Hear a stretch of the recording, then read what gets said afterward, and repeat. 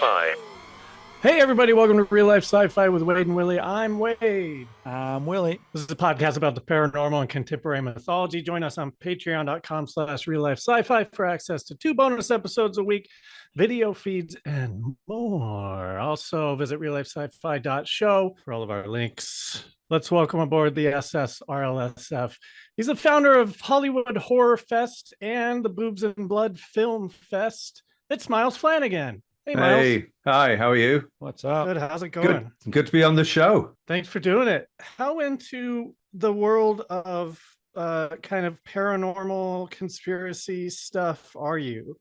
Well, I mean, conspiracy stuff, you're always facing it, aren't you? I mean, with the internet or with people that you're surprised, and they suddenly say, hey, did you know? And you're like, what the fuck? But I guess it goes back to when I was a kid. I mean, the paranormal and all that. So, Eric von, what was it, Daniken? Daniken, yeah. Yeah. And Arthur C. Clarke's whatever world it was. Remember that TV show? And then in the UK, we're always obsessed with the Loch Ness Monster, and the Daily Mail, I think it was in the 70s, spent money having a proper sort of research vessel go out on the loch. And they took photos and there's a poster magazine that came out, which purportedly showed two or three of the photos, which later on you could tell were just bits of wood floating around or the fin of a fish. But I grew up with all that stuff, Shauna's uncle was the guy who came up with this new kind of radar to look for Loch Ness. It's pretty cool. With the whole Loch Ness thing, I remember watching a show and it was like, forget searching for it. Just look at the habitat and see if it could support that kind of creature. And they did. And they said, no way could it support that kind of creature. There's not enough fish. It's the wrong temperature, blah, blah, blah. End of story. But there's little openings underneath that connects it to the, I know. They were, yeah. Willie still believes spaceships could drop by and drop food. Yeah. It's been disproven, right? It's like 100% not real. Yeah. We're going to come back with another topic soon that of another creature that somebody thinks it could be. But we want there to be a creature. There was a fantastic documentary, radio documentary on Radio 4 that I highly recommend. Just look up Yeti. And what it was recent. I think it was only about a few years back. And there was a couple of British guys and they went to the Himalayas and they wanted to find the Yeti. And at the end of the documentary, spoiler alert, yes, they found the Yeti, but at the same time, they didn't. What they found was this thing that everyone wanted and believed existed, the local community. It was the spirit of nature. And so it goes back to a lot of these creatures that we want them to exist, like Robin Hood, Robin Goodfellow, Puck. They are the essence of nature. And the further away we get from nature and we live in cities, the more we want these creatures to exist. They believe that the Yeti exists, the locals, but they know it doesn't, but they believe it exists because it exists within themselves. It's the essence of nature. It's where we all come from. Carbon. That's very poetic. Where'd you grow up? Earth. As Douglas Adams would say, nobody likes a smart ass. Now, I grew up in North Yorkshire. I grew up in York, which is in Yorkshire, north of England. And then I went to college in London and then came over here for jobs. And then more jobs were here and then family and, got married and all that stuff. And I've lived here now slightly longer than I ever did in the UK. So that's kind of interesting. Yeah. Same with us in LA. We grew up in Colorado, but now we've lived in LA for longer. I found this out talking to Miles the first time that we hung out 17 years ago. I don't know. Oh, yeah. Wow. He had a song on this Breaks album. It was Adam Freeland's Coastal Breaks. Oh, yeah. He was the artist Atom Smasher on it. I was just so impressed with that because that album was just like a cool, change of pace in the break scene. And one of my good friends, Pete, I was first track on side 2. And my friend, was he the first track on side 1? He was Bass Bin Twins. He used to be an animator and he worked with me. Oh, that's funny. It's a small world. Atom Smasher. I will be back. Is that I don't know. I was big in Sweden. Music. Is it all? Were you? Yeah, for about a couple of disco nights, a couple of nights in some club. They that same track, the distributor said they wouldn't allow the DJ they wouldn't allow him to put another track on, so they kept playing Honka Fonka again and again and again and again, which was really cool. What What's it called? That's Honka Funka. Hunka Funka? Honka Funka. We used to make names up, me and my friends, when we were at college. We all did music together, in different rooms. Yeah, it was like the young ones. Do you still mess around with music? Oh, I have the same keyboard behind me. Oh yeah, I do. I've got thousands of songs, but they're all on yeah, look, they're all believe it or not, I haven't updated anything. So I record them on floppy disks. No way. And so like one song is like that many floppy disks. One song? Yeah. Well, you can record the whole thing on the Ensoniq ASR. It's got a really good sound to it. So it's a sampling keyboard. So I sample everything. I even sample my own bass playing and drums, and then you cut it down into 16ths. And it's real old school shit, but I love it. I love doing it. And then now I can record it directly into, any multi-channel digital audio recorder, and you can add different things to it, and I can start playing around with it. But I still love getting the basic groove. You come up with a bass line or a chord sequence or a really good rhythm track. I've got all the old analog shit, the 202s, the 303s, and that's just fantastic. I love that shit. But yeah, I've been recording forever. I have thousands of songs. Well, I'm a drummer, so you're my enemy. I was a drummer. That's the way it works. I was a drummer. I just didn't like being in a band. I like being in a band, but I like writing music more than anything. Did you ever go to Sweden and spin or I don't know what you'd call it, play? Oh no, I was never a DJ. I made the music. The DJs played and mixed, but I make the music. And it was really cool then because we didn't have any money. I was how the label started was I'd sent tapes out and I recorded something for a small label. And me and my friends went out. We were in London and we went to the only place that was open in the West End, which was Pizza Hut. And we wanted them to play the cassette of our mix. It was mixed by this guy who used to mix Killing Joke stuff. And so we were going, go on, play our cassette. It was like 3 a.m. or something. And the waitress said, oh, let me ask, the guy who works in the kitchen, he's into music. So she asked him, but they couldn't because they were, they only have special cassettes that are licensed that they can play. But the guy who worked in the kitchen was called Spud, Mark Godin. He came out and he said, oh, I'm trying to get a label together. And he knew people from the Orb. And I said, where do you live? He lived round the corner from me. He lived like 2 minutes walking distance round the corner. So we set up a label. We had no money. We went to the distributors and the distributor, it's just for indie stuff, DJ stuff. We said, we got no money. This is what we want to record. And I had some of my tracks and some other band stuff. And he said, okay, I'll do you a deal. I'll pay for the, the pressing and stuff. We'll do like 2,000, whatever. And he says, when we sell enough, because he's a distributor, when we sell enough to break even, pay for the pressings, you keep the profits, which were just enough to get another release done.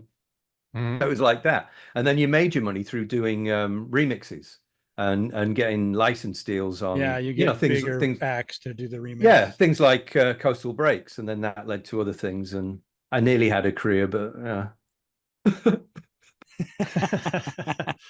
Hey, us too. Yeah. Is this where we come to die? Yeah, I guess so. I always say embrace your failure and then you'll be a success. And I mean that most sincerely, folks. And by that is you define your own success. Fail on your own terms. That's what I do. I've done it many times, but at least I've done it on my own terms. Oh, that's nice. Yeah. All right. We do something here on the show called the WOW scale. It stands for WadeandWilly. It's a 5-question quiz. At the end of the quiz, I'll give you a score anywhere between 0 and 5. If you're more of a 0, you're more of a Wade. If you're more of a 5, you're more of a Willy. Are you ready to be Wade on the WOW scale? Okay. Oh, God, a quiz. Okay, first question. Do you believe in aliens? If so, have they visited Earth? If so, have they visited Earth in the last 300 years? No, I don't believe in any of that. Whoa. All right, ghosts. You believe in ghosts?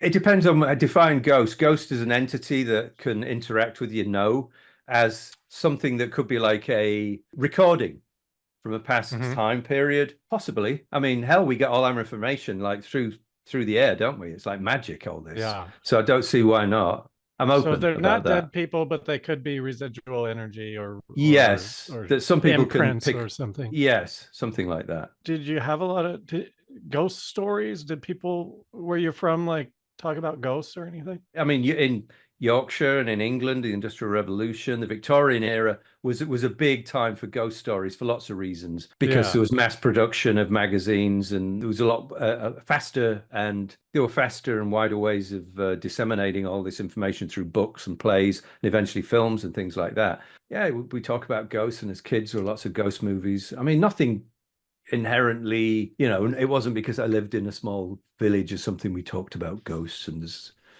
but there was always an old house somewhere, wasn't there, when you were kids? That was the ghost house, the haunted house. Sure.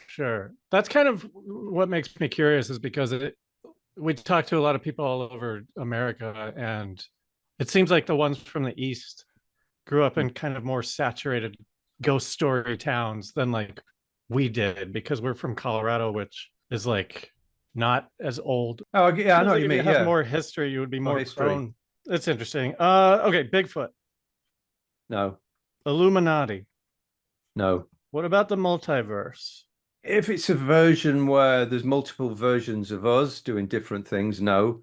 If it's just there are multiple universes, there could be, but I can't see it being. I don't really go for the, you know, there's a Miles in a different multiverse doing something else, because there's so many things that you just take one little, you know, a leaf falls outside someone's bedroom, causes a reaction that leads to me never being born. I think that would just happen. And if you go back, a family tree would be broken at some point in a multiverse where I just wouldn't exist.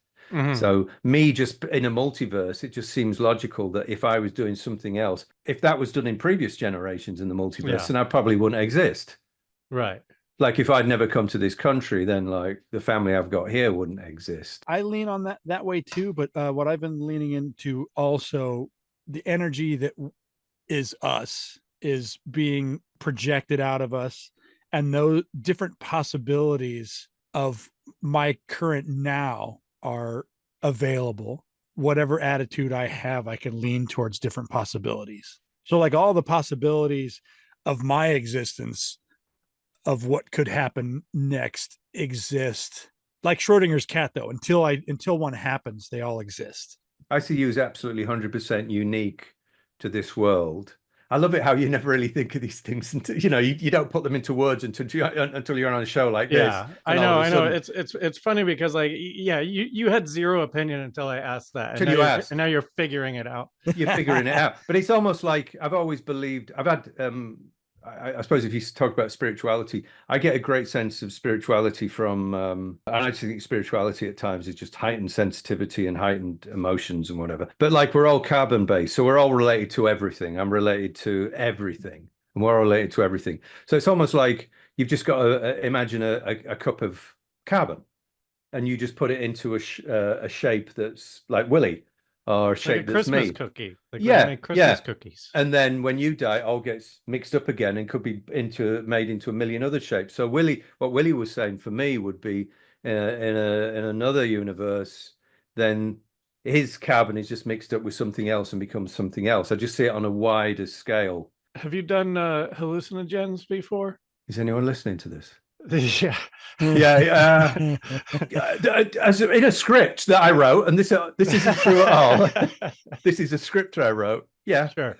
No, I know in the script that I did wrote. The guy in the script have a lot of fun, because they're great, aren't they? In the script, yeah, no, in the script, the guy was with his mates, and we all had. I mean, in the script, the characters in the script all had magic mushrooms. And one of my characters in the script, when he was at school, he took the magic mushrooms and, you know, you put them in a kettle, boil it, make tea out of it. And he drank, of course, this is a school day, and he's going to school the next day. So his mum and dad are watching TV. He's in the kitchen. He pours himself some tea that he's made very quietly out of these mushrooms. And he drinks it, and he waits a few minutes. Nothing happens. So he thinks, must be something wrong with that. So he makes some more, drinks it, nothing happens. He makes some more. He basically uses the entire bag, then decides to go to bed. He's drunk so much water, he gets out of bed. In the script, he told me this, goes into the bathroom. He's about to have a piss, unbuttons his pajamas or whatever, and he's got no penis. And then he looks into the mirror and his eyeballs are hanging out. And then he said it just went downhill from there on. He didn't sleep at all. What a waste. Yeah. Take all of that and then go to sleep. What a waste. Yeah, I know. Well, he didn't sleep much. He didn't sleep much in my script. Yeah, not after my that. script. But yeah, the carbon thing, that makes sense. And it's hard not to just believe that, right? I mean, like, I don't know. Just like I think it helps with like mortality when you think of life like that. Oh, it's just like whatever. Yeah, I think of it as just then we all end up as carbon and we live, and then we'll become something else when this world explodes or whatever. It's life. It's the essence of life, isn't it? And my consciousness won't be there, but that's okay. It's okay dying. I don't mean we want to die, but speak for yourself. Yeah, I mean, it's like my wife died several years back, and that made me. Oh, I'm sorry. It's okay. Yeah, it's okay.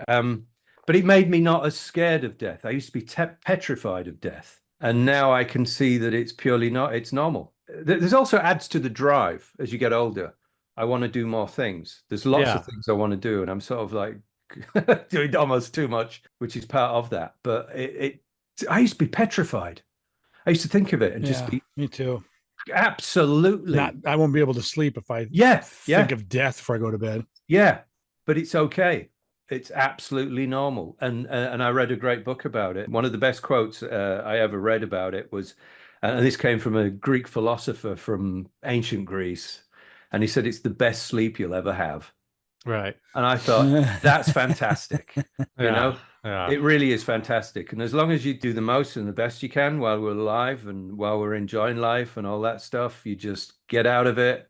Just embrace it, and that's what I try and do now, probably more than I've ever done. I think it's a proactive, healthy kind of thing to accept it and kind of move on. You know what I mean? With your life, just whatever. So you're basically like a 0 or a 1. You're a Wade on the WoW scale. Yeah, Congratulations. I was gonna say 0 too. Yeah, it could be 0, it could be -1. There's so many sort of like ambiguous, like the ghost thing. Like a lot of people answer that kind of in the same way. I'm not really sure how to score it, but you're on my side. So Team Wade for this episode. And speaking of death and ghosts, Willie, hit us with the topic. Tonight on Real Life Sci-Fi, the Roman Centurion ghosts of York in London. There are mysterious and chilling tales of the Roman Centurion ghosts that haunt the streets of York. These spectral figures are said to roam the city, still clad in their armor and wielding their weapons, eternally guarding their long-lost empire. Our guest Miles grew up in York, and his parents told him ghost stories of them. Did he have any first-hand accounts? Find out tonight on Real Life Sci-Fi. So what do you know about these things? Did you hear about these guys, these centurions growing up? To give you sort of a sense of what York is, it used to be a heavily industrial area. It was the hub of the railway industry in the Victorian era. Over the history of England, it's been the centre, actually the capital of England many times. It was Jorvik during the Viking period. It was Iberacum, which was the centre of ancient Roman Britain. And then it became an industrial centre. It's the home, if you like Kit Kats and Yorkie bars, they came from Rowntree's, the giant factory, which is... Think of Willy Wonka. Rowntree's chocolate factory was immense. Many of my friends worked there. Family members worked there. Rowntree's was so big. It had its own fire brigade. Brigade, such an English term, isn't it? Fire station brigade. But it had its own opera house, its own library. What? It was massive. In fact, it was so big. It was founded by the Quaker family, the Rowntrees, and they had their own model village called New Ayswick. It's one of the only villages in England that doesn't have its own pub because they were Quakers. They had their own parks, their own swimming pools, massive parks. They were really into social causes and improving the lives of, like poor people. But yeah, York was, so the history of York, it had the chocolate orange, Terry's chocolate orange. I hate it. Yeah, that is. I do too. Heathens. You like it? Oh yeah, I'm a chocoholic. But anyhow, that was in York. Terry's. There were lots of candy places. There were the glassworks. There was a carriage works, the railway, all that stuff. But It was a wall. It still is. It's a walled city. So it's got Roman medieval walls going all the way around. It's got the York Minster, really massive cathedral in the middle. It's got old medieval streets, the shambles. It's full of history. And as kids, we were taught the history. So we all know about, the Romans, the Vikings, and all that. So yeah, you're completely surrounded by history and stories. But this one, the one about the Roman soldiers, I only heard about through my dad. And it's probably one of the most famous of the ghost stories in York. And it's probably one of the most famous, I'd say, ghost stories that goes back to the Roman era. And my dad, you see, my dad was a painter and decorator. He still is. He's in his late 80s, and he's a craftsman. He worked in the Minster. He would do graining and glazing, and he could do faux finishes. He worked in old mansion houses and all over the place. But when he was, I think he was about 18, he was an apprentice painter, and they were working in the Treasurer's house, this old building in York. They were basically restoring it. This was, I think, early 50s, something like that. And they had one of his friends, Harry Martindale. That's it. He was an apprentice as well, but he was an apprentice, I think, plumber, and he was working in the basement. So they're all there, just kids, just working. My dad's painting upstairs, and all of a sudden, wait. So your dad is in this story? Oh, crazy. Yes. Wow. Yeah. So they're just young kids, apprentices. So they get them doing all the crap jobs. I think Harry's job was to smash a hole somewhere to get a pipe in. So Harry's on this stepladder or whatever. But my dad's upstairs painting, and all of a sudden, Harry comes running up, and he looks totally white, totally scared. And my dad's saying, what's up? He says, you won't believe it. I was like, what? And he says, he looked really scared. And he said he'd seen, I think he might have said ghost, but he said he'd seen things in the basement. And then my dad was like, what is it? And he told this story about he was up on the ladder. Harry was up on the ladder, and he'd been there, I think, 2 days.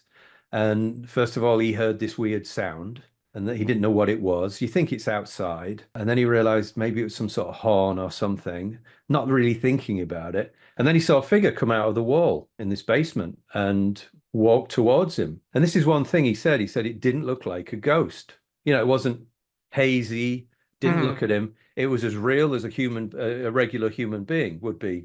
And he said it just walked right past him. And he was wearing Roman clothing, with the toga, but it was cut off at the knees. So it's like walking, if that's a pavement, he's walking as if he's walking on his knees. And then Harry was totally scared, ran back to the far end of the basement to sort of cower and hide. And then what followed were, I think, the rest of the Legion. Sort of 2 by 2. I think there's some horses to begin with, and more of the soldiers just coming out of the wall and walking right past him and through another wall. I don't know how long it went on. I think I've read it went on for about 20 soldiers walking by. So quite a while. And once everything had died down, he then ran up, and that's when he told my dad and the other guys there. I mean, my dad said he looked totally scared. I mean, it wasn't someone who was, making it up. Yeah. So what he experienced, I believe, was 100% real. But before this program, I remember that's the story I was told. In the story's always told that it's because of that. Then later they discover there's a road, an ancient Roman road directly beneath, the floor, like a foot or so beneath the floor. And that's the wow factor. That's how you go, ooh. So that's why his knees were at the ground there, because the road was lower. Yeah. So that's the story I always grew up with. And then I was watching this YouTube video, and it was a guide in the basement. They do these ghost tours. And he's saying that there was already excavation had happened. They knew there was a road beneath the floor of the basement. And Harry used that trench to put his stepladder in to make it more secure. So he already knew, it was already part of sort of common knowledge that there was a Roman road underneath, which then makes me start thinking, well, okay, the suggestion isn't there. And then there's other things that the 3 videos that I saw, they excavated it later. Yeah, a major excavation, but there was one in particular, and it was a sort of not a professional one. It was just someone who'd done it. It looked like about 10 years ago with a little, camera, not very good, and it was very dark, and it was in the basement. And he mentions that about the trench that he put his stepladder in. So that made me think I'm always open to, I think, well, okay, they're ghosts or something, but then I'm open to anything really that seems like it's logical. I can't believe your dad was upstairs. I was listening to this for days. Oh, yeah. For me, it seems like, okay, I have a family member. She's in the 90s and she regularly sees her deceased husband. People do when people die. I mean, I dreamt about Reiko, and other people talk to their deceased partners, and it's a normal part of grieving. And some people see these people throughout their lives. We don't see them as ghosts, but I know I know that she in particular would describe her husband when she sees him as physically there. It's like he's absolutely 100% there. And we know she's not mad. We know it's part of, that grieving process, and it's part of the mind. I think the mind's an amazing thing, and what it can see and what can be suggested. From what I saw there, this guy, Harry, when he talked to somebody at the house, there's Roman ghosts, they've seen them before. Yeah. Yeah. And he's like, well, if you were there, why didn't you tell me? And he was so mad about it and shooken up by it that he went to go see a doctor, and he was in shock about it.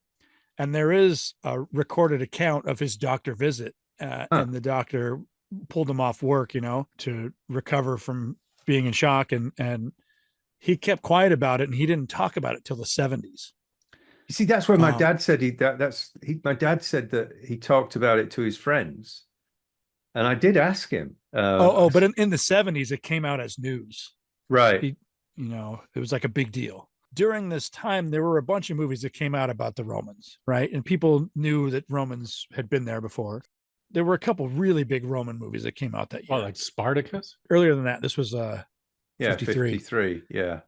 The robe or whatever, I don't know. There's always been lots. The outfits that he described were green outfits with round shields, which is not what the Legionnaires had. The classic red with the, I think, square shields. Yeah, they had the sort of rectangular ones. Yeah. And so the crazy thing is later on they found out that the auxiliary soldiers wore green and had round shields.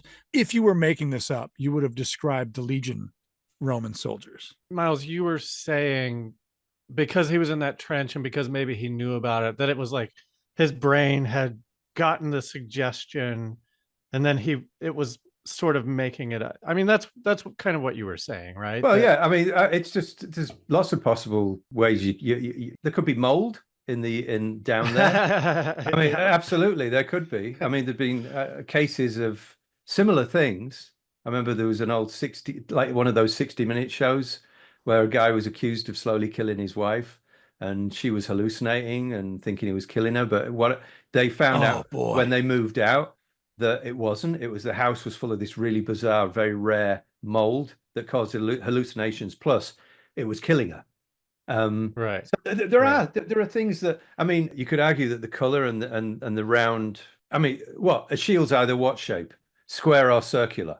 Sure. It's a 50-50. What color would green? It's a primary. Green, red, blue. Yeah. Yeah. It's the guy could either have been educated or it could have just been uneducated, just a guess. Most people's TVs were black and white then. The cinema wasn't, but there were a lot of black and white films. Maybe he absolutely didn't have an idea of what color they were.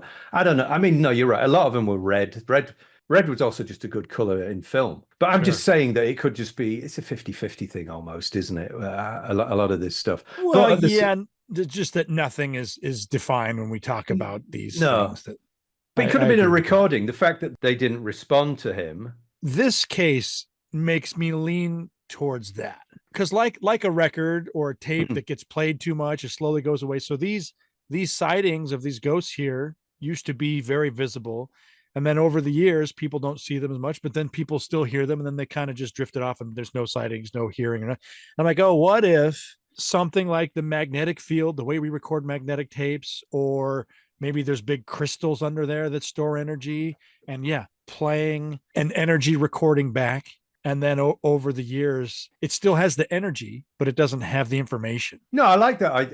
And also I always think maybe some people have just got that ability. Maybe they've got that in their genes, that's something that, like some people have got the player head on the on the DVD player or whatever it is. And we haven't, and only they have that ability. And why doesn't it happen all the time? Maybe it's just things just have to happen at a particular moment. And I don't know, but I've always, in terms of ghosts, I've always thought that it seemed more likely that it would be some sort of recording. Yeah, because most ghosts don't actually interact. No, they don't. You may think it does when you see it turn its head, but most ghost stories are just them going through their motions of their life. Yeah, but then you wonder, why is this one recorded?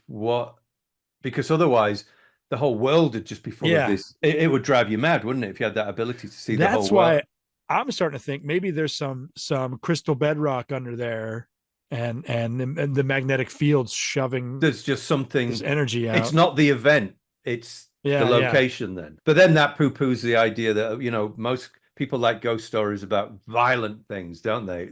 So you only see ghosts of you don't see ghosts of a butcher who had a happy life. No, baker. Let's say something more gentle.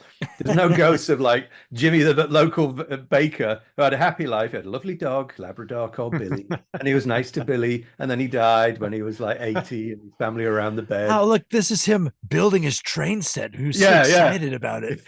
You don't get those, do you? It's always, like someone getting beheaded and holding their head up or something violent, and they say, "Oh, it's haunted." And then the theory is that's hiding with some sort of violence, isn't it? And then the theories are that violent energy is what's stored in that space. But then there's no violent energy, is there, in this, inherently in soldiers marching? It's the least violent they're ever going to be. Right. They're just automatically marching and they're probably tired, that kind of thing. I love a ghost story, but that's fiction. Those sad ghost stories, like usually orphans dying in like the film The Orphanage or The Orphan. I like that kind of thing, but for me, that's not what ghosts are. Well, when your dad talked about this thing that his friend saw, did he ever give any theories on it, or did he say that he believed the guy? He said that he was scared. Well, Harry was scared. I mean, you're just concerned about your friend more than anything. And I think most cases you don't really believe your friend. You just be worried about them, especially in those days. I think more.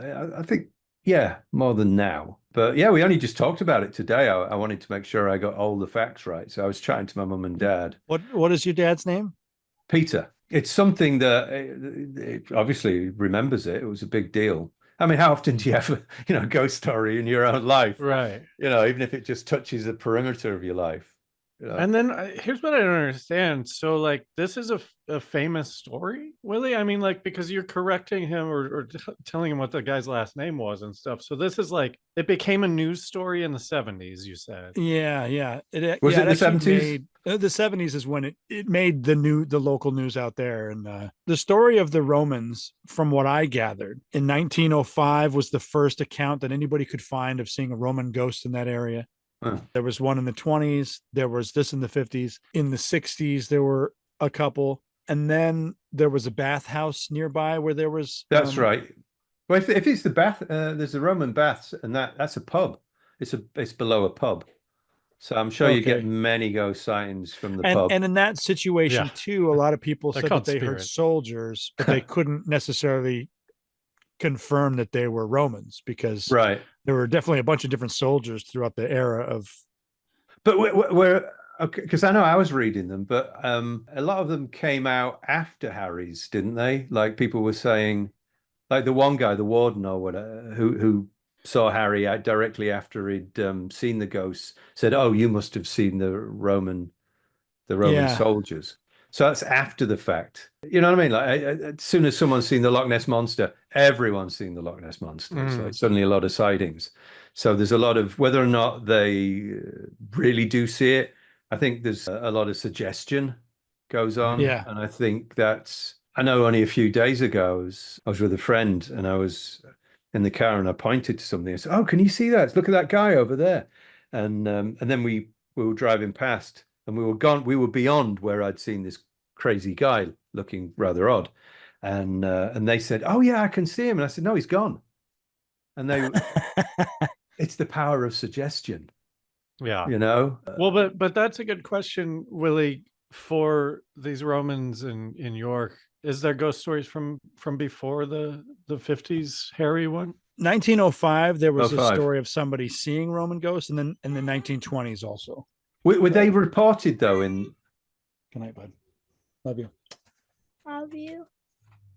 I'm just Hi, reading. Moose. Hi. Oh, he can't see us. No, he Yeah. can't. I'm just Again. Okay. the only two that came But before his. were they reported at that time, or was it after the fact? You know, that someone said, "Oh, I saw it in 1902." The 1905 one. Oh, 05. Somebody found, and I don't know how they found it, but it definitely like existed before that. I mean, it Like definitely in like some old Yeah, paper yeah, or yeah. something. Oh, Yeah, okay. Yeah. I mean, I'm open. I just don't see them as conscious beings who live in another astral plane. It or doesn't something. sound. Yeah, I mean, it sounds like if he saw a bunch of ghosts walking. I mean, I'm just wondering how long it takes 20 guys to walk by, and like, there's that period where you're like, "Am I seeing things?" I know, dude. How long do you think? Because like, I feel like, and obviously, I'm great, but I feel like I would have been screaming for somebody to come down before it ended. You know what I mean? In the story that petrified. Yeah, in the story I read, he was scared of them noticing him. Yeah. And he noticed that he could tell that they were unshaven and that they were not clean, and he was just kind of frozen in the corner. You see, yeah, and I believe if you saw, and these weren't ghostly looking things, these looked 100% real. Yeah, You see like 20 guys. I think the thing was like 20 2 by 2. So if they looked 100% real, I would just want to be as quiet and in the corner, because you'd think that they could, if they saw you. These guys got swords. I mean, they must want to use these swords. When you can see people as clear as that, you know, partners who are deceased, I still think you can't overlook the idea that, you know, it's just in his head. And if there's some, I mean, this is an old cellar. There's mold, there's spores. He's already been working there. He's been there 24 hours, pretty much. Right. That tied in with, he already knows there's a Roman road there. We know there's, that if that's true. Right. The bit about, I don't know, I'm throwing several things out. Or a recording, or he's seen a recording. I don't know. I mean, I'm no expert, but that's... The idea of a hallucination is very possible, for sure. Yeah. I think there's a world where all of this is true. It's like, yeah, something in the earth recorded it because of the magnetic field or whatever Willie was saying. And then also some people are more in tune with like being able to see them. So it's almost like this perfect storm of happenstance. Dude, I'm so into that now. I'm like, oh, that sounds, I know every situation is different, but gosh, I do think that the magnetic field, there's so much information, and our energies can be stored in a way that we can see it, and not necessarily see it with our eyes. It could be, you know, like you were saying, Miles, that like some people don't have the needle. The needle is probably not eyes. It's more brain, something in your brain. Yeah, absolutely. I know earlier we were talking about ghost stories, like the abundance of ghost stories in the Victorian era. And that's because the birth of newspapers, mass production of newspapers, and they could publish lots, and with the Industrial Revolution. But it's also that Victorian era. I think it was probably about 5 or 6 Halloweens ago on public radio. There was a guy talking about the fact he'd moved into a new home with his family, and he was, I think it was just him and his son. And his son was always feeling really uncomfortable in this house at night, and would tell his dad that, like, this man was grabbing my arms at nighttime. When I opened my eyes, there was no one there. And these feelings would get stronger and stronger as the days progressed. And the dad just thought, oh, he's just having nightmares. But his son would say, no, Dad, I'm awake. I'm awake, and I can feel the guy, someone touching my hand like that. And his dad poo-pooed it. And but then one night his dad was slowly falling asleep, and he felt this hand so it touched his arm like that. And he woke up, and he was like, but there was no one there. And he was like, what the hell's going on? And this continued for a few days, quite a few days. And it was an old house they were renovating. And basically what they found was they'd had a low-level gas leak that was enough. The level of gas, and I can't remember what sort of gas it was. He was saying it was some kind of particular kind of gas, that it was enough to cause these kind of hallucinations that it would affect your skin, and it would give the sensation of someone touching your skin like fingertips. And it was the gas leak. And then it was just, he never mentioned it, but I was just thinking, shoot, in the Victorian era, everyone had gas. There were no Mhm. standards. They were all like jerry-rigged. There were different companies all Yeah. competing. There were gas leaks everywhere. If that's true, then there must have been that may have been why there was, it's always ghost stories, but it also may have been why there was a lot and they became very popular in the Victorian era. Maybe there was lots of households with low-level gas leaks. Yeah. And you hear a story and then it leaks into your brain and then the gas leaks in. And then that's why you got the hands, and you'll start believing other stuff. And but that actually got a chill down my spine when I thought of that. I thought, oh my God, maybe that's true. I don't know. But I like that. That for me, that's as exciting as there be real ghosts. The fact that there is these You gas have a leaks. friend who, I don't want to tell his story, and it's been told a bunch of times, but he had a haunted place. He had ghosts. He had weird shit happening to him. And then one day he went into the other room and came out and his windows were just covered in bees and completely covered in bees. And he was having people over soon. So he went outside and started spraying them off with the hose. Somebody was driving and pulled up. I was like, what the fuck's going on? My windows are covered with bees. And then the guy asked him, is your place haunted? And he's like, yeah. I just had never heard of bees Ghost reacting bees. to a haunted place. Yeah. But I'm like, they're saying that bees are either, I think that they're positively charged and the stamens of the flowers they're going to are negatively charged. So they're just looking for the negative charge, and they don't really necessarily see them. They feel the charges. And so to hear that, and then to hear that like this, a haunted place attracted a bunch of bees, while these bees somehow are messed up by this weird energy spike that led them to a house instead of a flower. I'm like, oh, that tracks. Yeah, or there was a gas leak and the bees were attracted to the gas, because it smells like flowers or something. No, I think they'd fly away from the gas. But well, actually, they're dying off. They might not be the smartest. Yeah, I have another ghost story. Well, whether or not it's ghosts, and it's more recent. And it was my mum told me this one. I think this was like the 80s. And my mum and her friend Sandra, they'd been out for the night and they were driving her back home. And as they're approaching the house, basically Sandra and her husband Jeff had just moved into this house, an old Victorian house, terrace house in York. And as they were driving up, she could see the light, and the upstairs bedroom light was on. And she's driving up and she's waving to Jeff. And Jeff's waving to her from the window. And then my mum drops her off at the house, says goodbye, and Sandra goes in the house.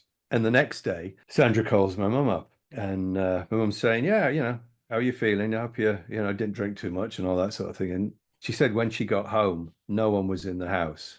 Jeff wasn't in the house. It was empty. And also, when they first moved, they'd only been in the house a short time. And when they first moved in, and ever since, in fact, they had a pet dog, and the dog never, ever wanted to go up to we'd say the first floor, you say the second floor, the bedroom floor.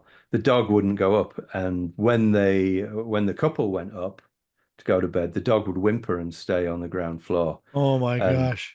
And they only lasted in that house. She said that the vibes were weird. And the dog's vibes just freaked them out, and they moved out less than a year later. So I don't know about that one. That's I know. I don't like that she was waving at something. Something. Yeah. She was waving at something. I mean, it could have just been, I don't know, was she short-sighted? And I don't know, but tie that in with the dog. It's kind of creepy.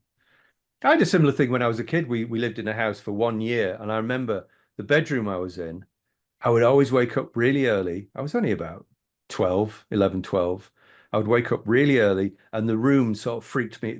It freaked me out. There was something about it. It was, I guess the closest words you could get to describe it was, words were like bad vibes. It gave off bad vibes, similar to maybe what the dog was sensing. And I just didn't like, I remember I'd wake up before the milkman would arrive. And I didn't, as soon as we moved out, I'd wake up at normally, like 7, but I was waking up at like 5 and just feeling really freaky. And I never liked it. It was a weird feeling. I can't get over it. So I don't know what that's about. I guess things have vibes, don't they? Energies. Yeah. So maybe that's something. Ghosts or energy. Did you ever feel it again? No, not really. No, I never have. I never have, but I always remember that. And I don't think I ever really told, maybe I told my parents, but I just didn't like it.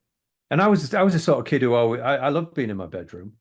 I'd always making little, you never change, I'd cut out newspaper characters and make little theater sets and stuff, and on the windowsill looking out. And I love being, I like being with people, but I'm really happy with, myself.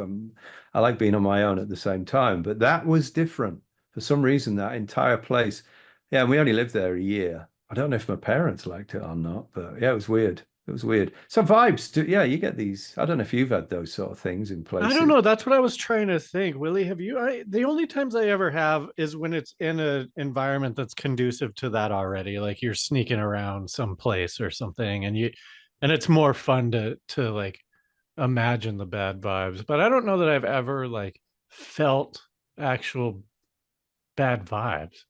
I had a dream that I was murdered in my basement. Or no, I'm sorry, I was murdered in my guest room. And so then I was afraid of the guest room for a long time.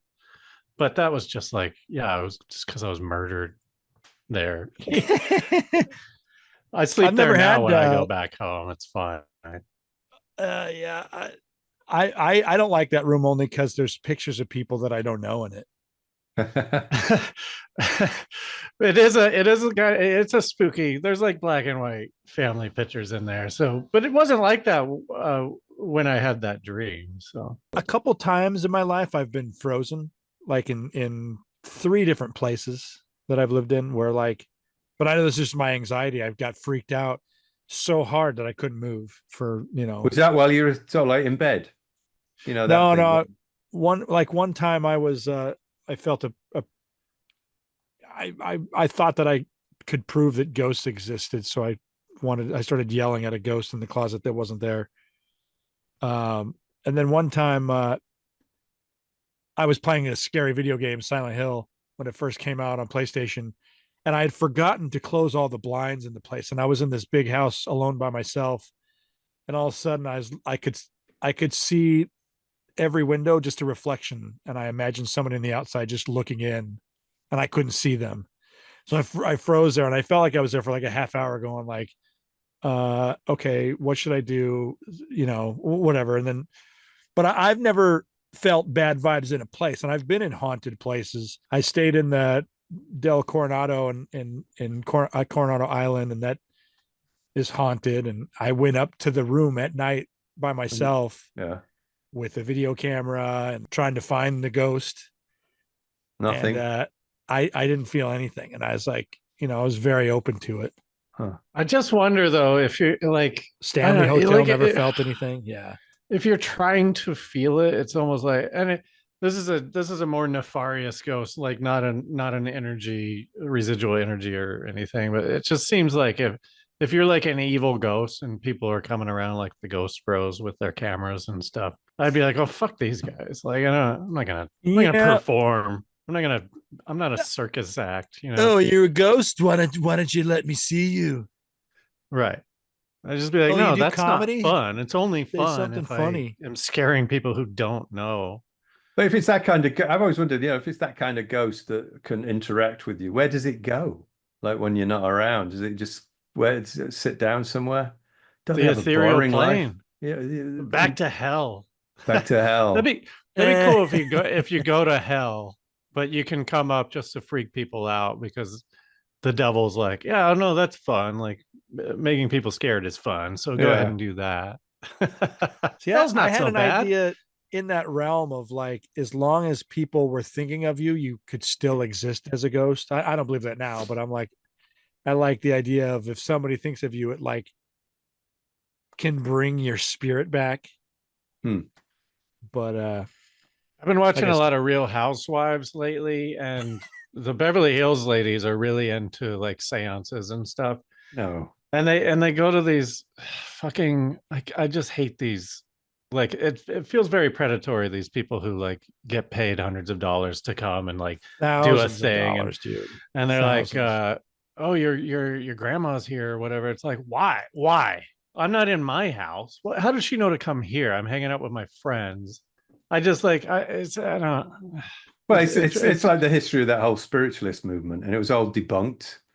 in the it was debunked by accident, wasn't it? In the there was that photographer who developed, he had like night vision photography, and they set it up in one of these spiritualist sessions where they had a seance, and the guy asked it was a publisher of this magazine that was heavily into spiritualism. It was like the Spiritualist magazine. Was this in the 50s or 40s?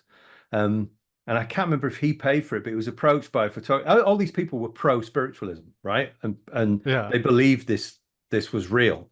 And this photographer said, "Look, I can actually photograph this stuff at night." So, because for some reason, I don't know why, they always had these events in pitch blackness.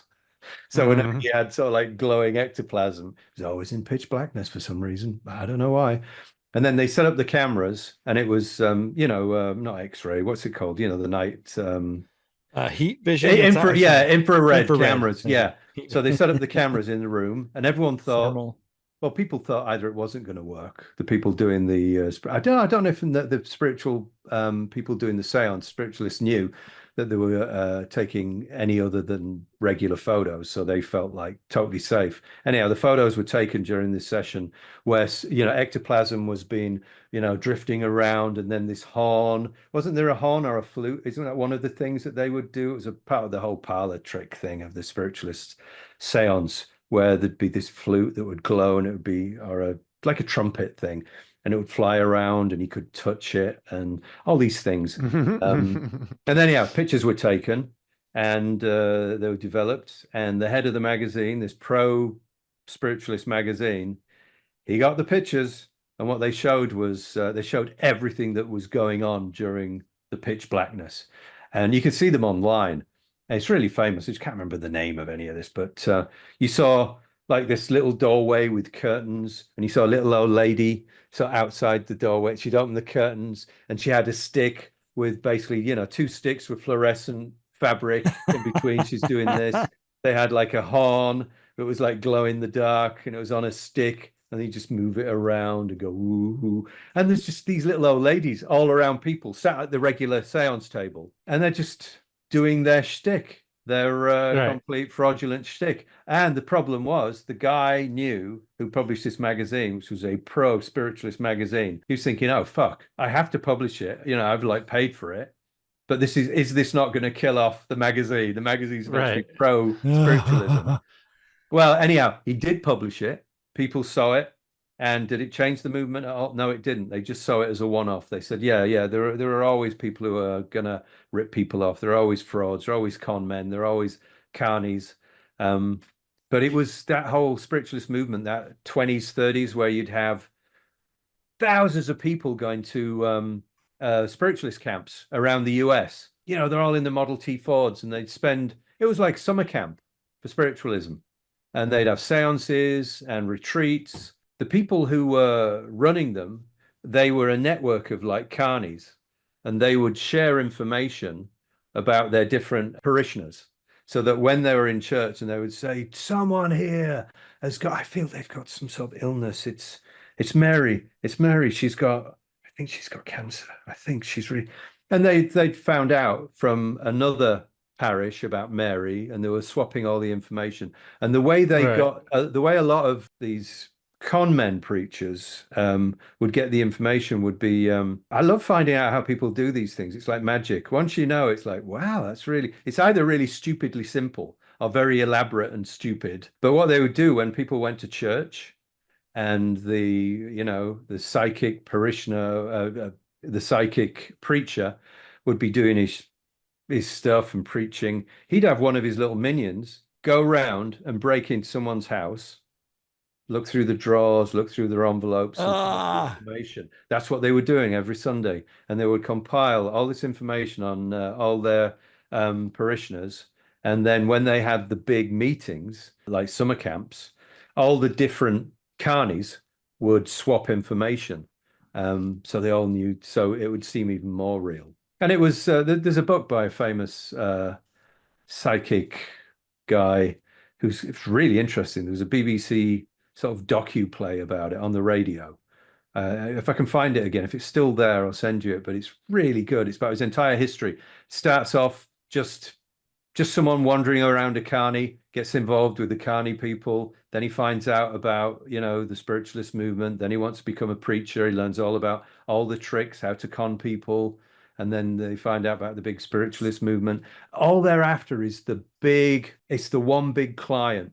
They want The someone. whales. Yeah, they want the rich lady who's, her husband was like the local, millionaire. He's died. She's got the mansion house. It's a bit like that film, isn't it? That was remade. Guillermo del Toro remade it. Alley, Nightmare Alley. It's that kind of thing. I find it fascinating, but just what they would do just to find out information, break into people's houses while you're at church is how they got the information. Now you can just look up if you know they're coming. You just look up their stuff online. Yeah, it's like the other what is it? The other guy, Popov. Is it Popov? Not Popovich or Popov. The guy who sells the preacher. He's been exposed many times for his fraudulent, psychic preaching abilities. But he sells miracle water now that can cure anything. Peter Popov? Is it Peter Popov? Is that right? German-born American televangelist. That's charlatan. it. Sounds like it. Yeah. Him and his wife were caught. She'd find out information off people. She was white. He had an earpiece. She had a little microphone, and she'd tell him like, "Okay, I'm going to find this woman. She's blah blah blah. I've been asking her about this information," and he'd send her. She'd just tell him like, "This woman's got cancer. This woman's blah blah blah," and then say, "Is anyone in the audience who's not feeling good? I need some help." And she'd point to, so what about that lady? And she'd put her hand up, and then he'd say, "Okay, your name is true." Yeah, it's all the same tricks. And that Steve Martin film was based on, I think, on Peter Popov's life. It's the one where he plays like Leap of Faith. Leap of Faith. Yeah. Oh yeah. I don't know about this guy. I never heard. Oh, really interesting guy, especially the miracle water. Yeah, you don't pay for it, but then you're on this mailing list forever, and then he'll ask for money. We need money so we can pray for you. It's like Scientology has tracked me for like 3 addresses. I don't know how they do it. Oh, God. Wasn't it true that L. Ron Hubbard had this, didn't he make a really gory sort of horror film? This is what someone told me. And you can only watch it in, one of the buildings that they have down Hollywood Boulevard. And so me and my friends, every time we walk down there, because I used to work in a studio just off Hollywood, they'd always say, "Yeah, it's a really crazy, violent, gory horror film, but the only way you can see it is if you go in that building." And I'd be like, "Yeah, I'll go in." Yeah. Have you ever done it? Have you ever gone in and? Oh, I used to go in all the time for the tests. I used to love them. Did you do the readings and stuff? Yeah, I used to love it. It was if I was bored, I'd just go in. And they always have these multiple choice, questions. It would be like, are you fully satisfied with your life? And I'd be thinking, pretty much, yeah, 90%, I guess. But the options would be no, yes. I don't know. It's like no and yes. It's things like that. And I'd be like, I'd put my hand up. Actually, there isn't an option for me. And they'd say, it doesn't matter. Go on to the next question. So I go on to the next question, multiple choice. And again, there wouldn't be the response I wanted. And I'd put my hand up. I'd be like, I can't answer this one because I'm really sort of like in between. And go on to the next one. So I'd fill out the questionnaire, but I'd only fill out maybe 60% of it.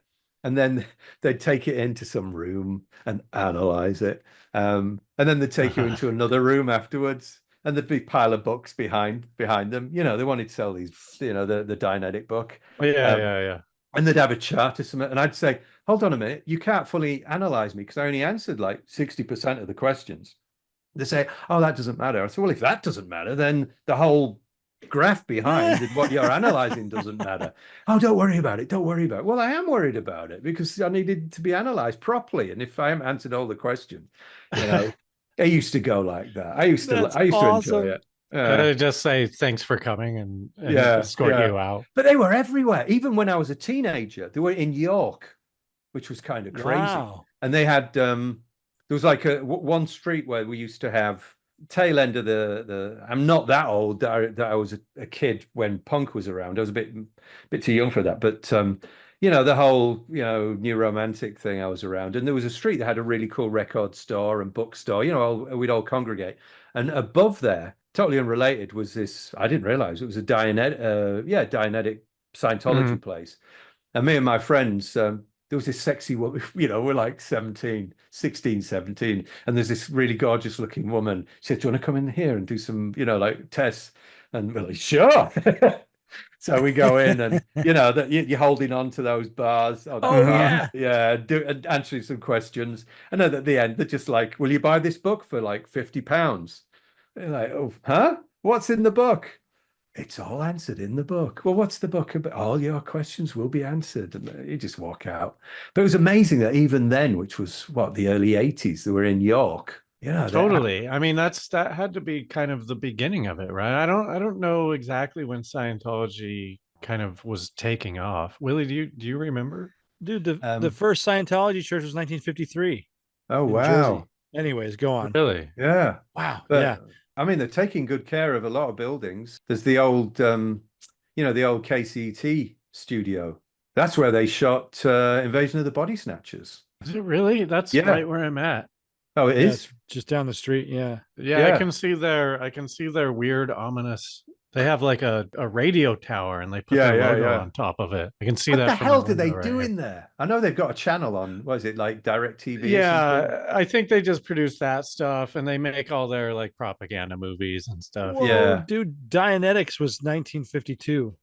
Wow. So I guess it makes sense that in 20 years it's big enough to go overseas and stuff. Yeah. Yeah, they used to accost me outside the tube stations all the time, these poor sods in these silly uniforms.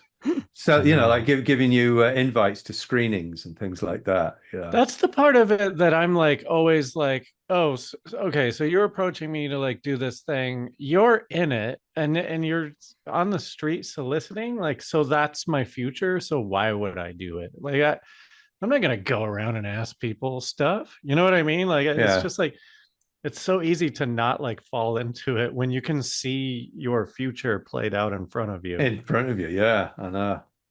I remember just thinking, wow, there's a lot of postal workers in this town because they all wore the uniforms and they'd get out of the buses and then be lining up. I thought they were postal workers. We should wrap it up though. Willie, any kind of final thoughts on these Romans in York? I'm very glad we did this topic because I've thought about this before, but this particular ghost story to me really feels like some energy being played back, and it's just fascinating. And I can't believe your dad was in the story. Like, that's amazing. Yeah. But I think the most amazing part of it is that you didn't know that until, because you guys talked about the topic. You didn't know until we were recording that his dad was there. You told me your dad had a my dad heard about it. Yeah. But I don't think I was so I remember the stories, you know, stories are told and you sort of you forget about it a bit. It's told that often. But it was only I double checked and he was there. And then when you read about it, it's all like, it's the place full of apprentices. You know, it's just another place for them to work. Right. All these 17, 18-year-olds. Well, this was a lot of fun. Are you going to stick around and do the bonus episode? Yeah, absolutely. I have no life. So great. Join the club. We're going to continue the conversation with Miles Flanagan. Is there anywhere that the audience can go to check out your festivals or anything? Oh, yeah, there's lots of stuff that I do. I mean, you can go on, you know, if you're an oldie, you can go on Facebook. You can look up Hollywood Horror Fest or Boobs and Blood, or my new one, which is Soho Cinema Club. We screen Super 8 movies every 2 weeks. We screen feature films. It's like an old school cinema atmosphere. We even have magic and illusions in the intermission. We have popcorn, drinks, free raffles, giveaways, celebrities introducing films. We just screened last week. We screened Day of the Triffids for the first time in LA in 15 years in scope. And it was introduced by James Tormey, who's the son of Mel Tormey, the famous singer. And his mother is Janet Scott, who's the star of Day of the Triffids. And even though she lives in the UK, she wrote a really nice introduction to the film and lots of funny little asides in it. And that was really cool because I didn't expect it. I didn't reach out to them. They just phoned me up and said, "Hey, do you mind if we've seen that's cool. that you're screening this?" So I do that. You can look up that www.sohocinemaclub.com. We've got the Hollywood Horror Fest October 5th to the 6th, and that's in Los Angeles. So just go HollywoodHorrorFest.com. That's going to be a scream.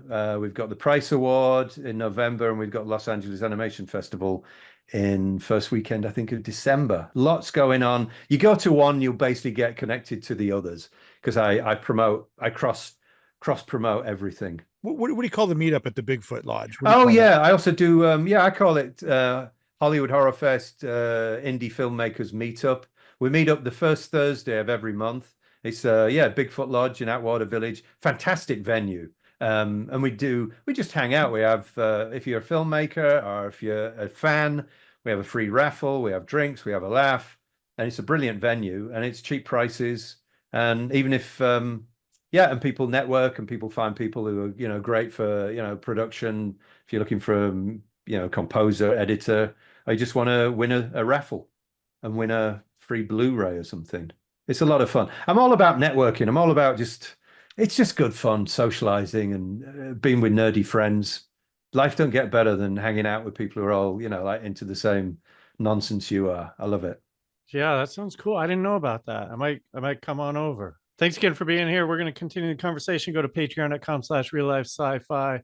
Miles Flanagan is our guest, and we'll see you next time. Remember, just because you're paranoid doesn't mean they're not after you. Bye-bye. Bye. Bye.